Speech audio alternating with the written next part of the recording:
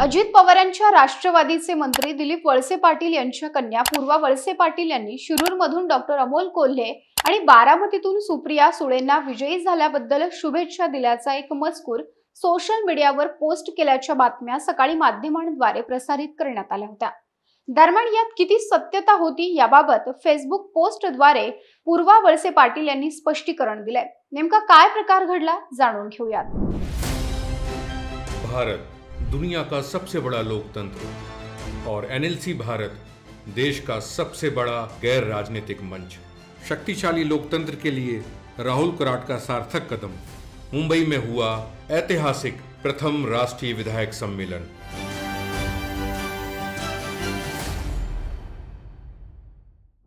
राज्यात लोकसभा निवडणुकीत अजित पवार त्यांच्या राष्ट्रवादीला चांगलं यश मिळालेलं नाही, त्यामुळे त्यांच्याकडे असलेल्या आमदारांमध्ये अस्वस्थता असल्याची चर्चा आहे।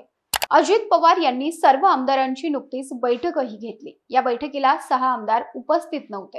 हे सर्व आमदार त्यांच्या वैयक्तिक कारणास्तव उपस्थित नव्हते असं अजित पवार यांच्याकडून सांगण्यात आलं होतं।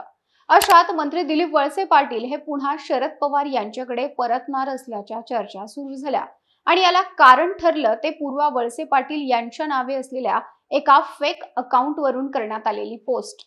पूर्वा वळसे पाटील यांनी डॉक्टर अमोल कोल्हे आणि सुप्रिया सुळेंना विजयी झाल्याबद्दल शुभेच्छा दिल्या असं त्या मजकुरात होतं।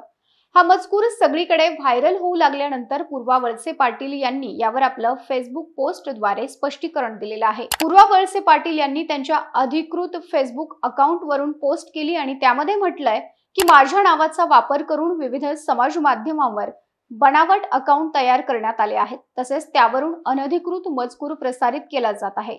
माझे जे पूर्वीचे अकाउंट आहेत तेच माझे अधिकृत अकाउंट आहेत।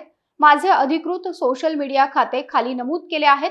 याशिवाय अन्य अकाउंटवरून प्रसारित केलेला मजकूर व इतर बाबींशी माझा किंवा माझ्या सोशल मीडिया टीमचा संबंध नाही, याची कृपया नोंद घ्यावी ही विनंती। पूर्वा वळसे पाटील यांच्या या पोस्ट नंतर व्हायरल करण्यात आलेला सर्व मजकूर फेक असल्याचं स्पष्ट झालंय। या प्रकाराविषयी तुमच्या प्रतिक्रिया आम्हाला कमेंट करून सांगा आणि फॉर द पीपलला सबस्क्राइब, लाईक व फॉलो जरूर करा।